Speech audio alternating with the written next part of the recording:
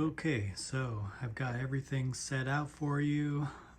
First I'll show you how to pull a shot, and then I'll show you a few other things. I have a list to show you. Okay, so to pull a shot, I like to grab my cup, set it on the scale, turn it on, it automatically tears, and then I take my coffee. I'll grab some coffee real quick, keep it in the freezer. I use Camber. They're a really great roaster. A lot of light to medium light roasts, which I love. I have the grinder set, the grind size set, which you do with this dial down here. It clicks, so it'll tell you kind of how many clicks you go to adjust it. I have it set for 19 grams of light to light medium coffee. So you pour your 19 grams for one shot, 38 grams for two shots. That's about all you could fit in there in the grinder. So you weigh out your 19 or 38 grams. I like to give it two squirts per shot. Shake it up. I'll show you what I do to get the beans out. First, you can just dump it, give it a couple taps like this, and then I kind of tap it up there like that. It seems like you might drop some beans, but it's actually pretty successful. Otherwise, you can just use your finger, pull the rest of the beans out of the cup. You might have to level them out if you're doing two shots. Otherwise, yeah. And then wipe the water out of the cup. If you do the sprays, it's not necessary to do the sprays, but there can be some static electricity that holds on to the grounds if you don't use the water, so it's up to you. Dried your cup out, put it under there. What I do is I hold the grinder firmly down on the countertop by covering it with my hand, with my fingers kind of straddling the shaft like that, so that the beans don't pop out. I wanted to kind of make something to cover this, but I never ended up doing that. I found it just easy enough to do this way. So you cover it, hold it down, grind your beans. It takes me about 100 rotations per dose. It can be kind of exhausting to do a lot of it, but yeah, it's fun. And then whatever beans are left in here, push them in, grind them up. I like to tap it on the counter a few times, give it a couple more spins, make sure everything gets through. And then you've got your doses in your cup. If you only have one dose, then you can put your funnel on your portafilter and dump it in without weighing it. But if you've done 2 shots worth, then you take your basket and your funnel, tear it, and you weigh out. If you sprayed it with water, it'll be about 19.2 grams. If you didn't, it'll just be the 19. Dump in your double shot, 19 grams or 19.2. And I like to use this distribution tool I made, acupuncture needles and a cork. start distributing it from the bottom and then work your way up. Get it even. I give it about 10 taps on that. That's just me. You don't have to do that. And then take your funnel off.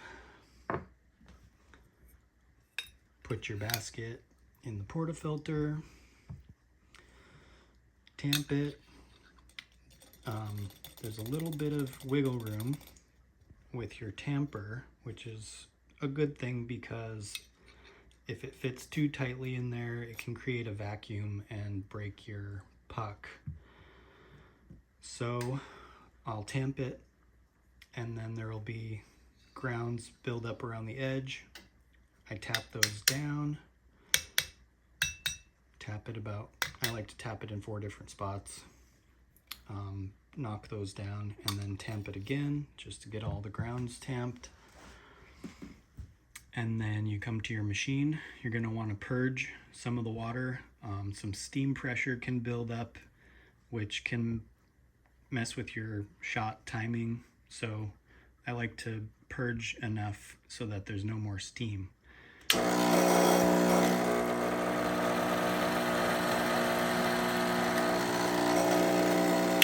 Okay, steam has stopped. And then you take your prepared puck. Carefully, don't knock it too hard in there. And then I do a pre-infusion. Give it 4 seconds of water pump, and then shut it off. So 1, 2, 3, 4. Give it your 4 seconds. And while it's infusing, pre-infusing, I'll get my shots ready, tear it, get my shot glasses under, or if you're so inclined, you can take this, put it up over the spouts, and then you can still fit the scale underneath, but it's up to you. I'll show you with the shot glasses.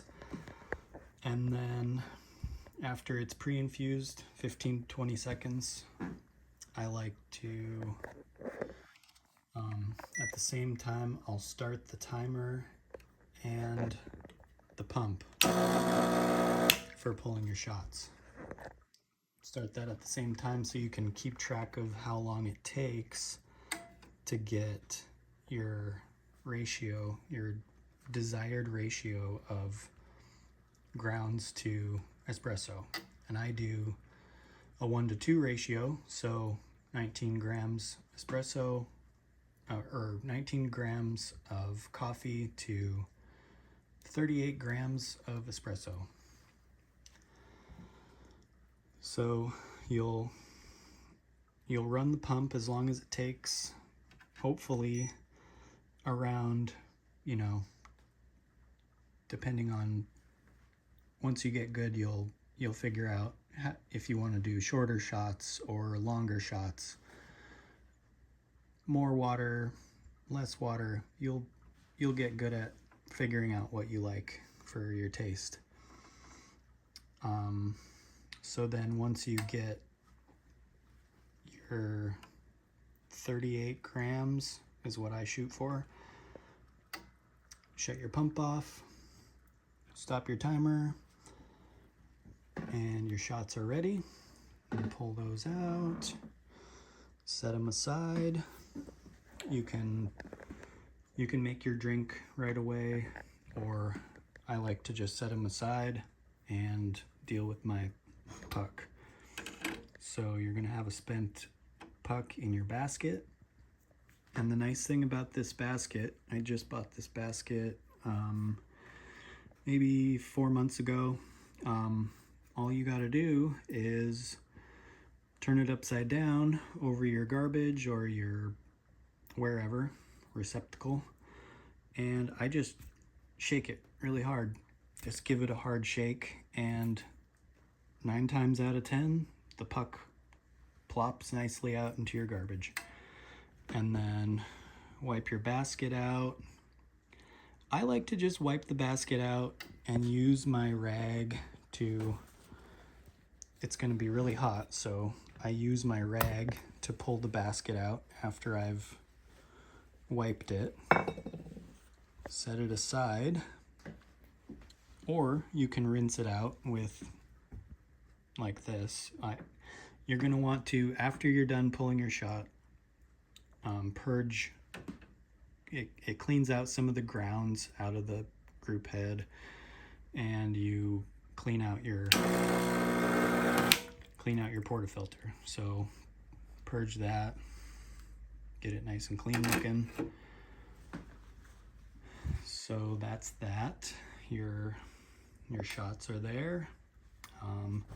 So depending on what you want to do with your shots, you can add water for an Americano right here to your desired ratio, or you can make your lattes or mochas. That sound is just the pump replenishing the boiler from the water I just ran out. Your pitchers, you're only really going to want to fill them up to maybe a little higher than the bottom of the spout, not too much higher. Otherwise you might start overflowing when you're steaming it. With your steam wand, you're going to want to purge it out a little bit first. There's going to be some water built up. So yeah, now you've just got steam coming. So you've got your milk, purged your steam wand, and I'm no expert at latte art. I just steam my milk. You can watch a tutorial on YouTube. I'm not going to show you that. But yeah, I just mainly wanted to show you the steam wand works. Works great.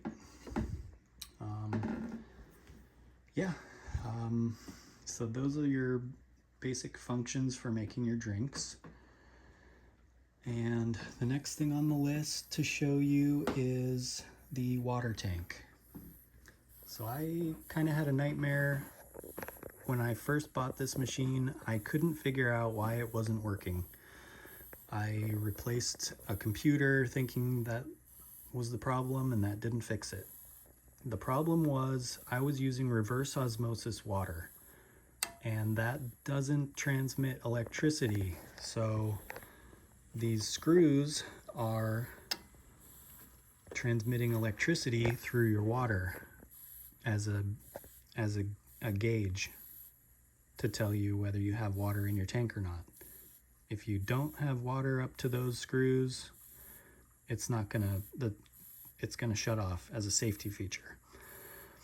And if you're only using reverse osmosis water, it's not going to transmit that electricity, and your machine's going to think you don't have any water.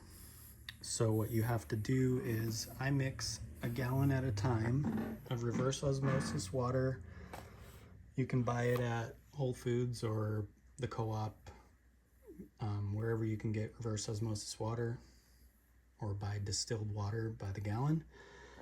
I'll mix one of these packets in with the water, and that's what the problem was when I bought the machine. I was banging my head against the wall. Anyways, that solved that. I'll show you the inside of the machine. You've got your water boiler, your vacuum breaker valve.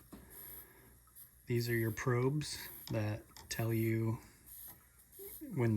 it tells the machine whether the tank or whether the boiler is full or empty. I had to replace this when I first bought the machine. This is a pressure release valve. I had to replace it because it was leaking constantly. So now it works great. I don't really know what a lot of this stuff is, but there's really good resources on the Pasquini website to tell you what all this is. I have had no problems with this machine since I bought it. It's been great. I did notice after I cleaned it the other day, I noticed that when I was running it with the blind basket, when I was cleaning it, there was a little bit of water leaking up through these screw holes. So I replaced this gasket, which was on top of the group head.